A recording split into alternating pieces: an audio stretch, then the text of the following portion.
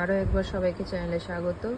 আগের ভিডিওতে তোমরা দেখতেই পাবে আমি এসএলএসটি হিস্ট্রির যে ফরাসি বিপ্লবের পার্ট, তার একটা পার্টের কিছু ওয়ান লাইনার কোয়েশ্চেন আনসার যেগুলো আমি সলভ করেছি এবং আমার ইম্পর্টেন্ট মনে হয়েছে বলে আমি খাতায় লিখে রেখেছি, সেইগুলো কিন্তু আমি আপলোড করেছি আমার চ্যানেলে।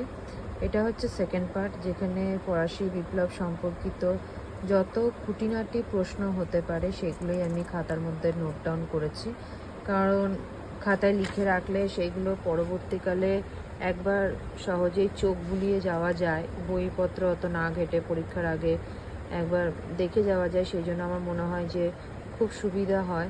এবং এখানে আমার লেখা হয়তো তোমরা জিজ্ঞাসা করবে যে কেন দেখবো বা পড়বো, তো সেই ক্ষেত্রে আমি বলে রাখি আমি 2-3টে বই পড়ে তবেই এগুলো নোট ডাউন করেছি এবং আমার মনে হয়েছে এখানে অনেক গুরুত্বপূর্ণ ইনফরমেশান আছে যেটা হয়তো অনেকেরই অজানা বা জানা, সেটা তাদের ব্যক্তিগত ব্যাপার তোমাদের।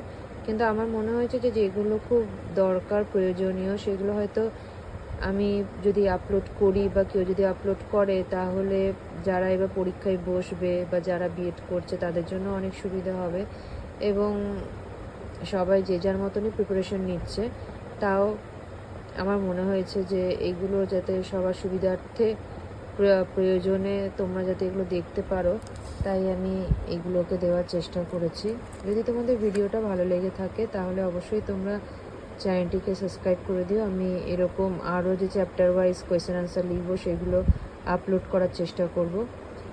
তো তোমাদের ভালো লাগলে তোমরা চ্যানেলটিকে সাবস্ক্রাইব করে দিও এবং লাইক বাটনটা প্রেস করে দিও। আর যদি কোনো কিছু নিয়ে ডাউট থাকে তাহলে সেটাও তোমরা কমেন্ট বক্সে জানাতে পারো। সবাইকে অনেক অনেক ধন্যবাদ।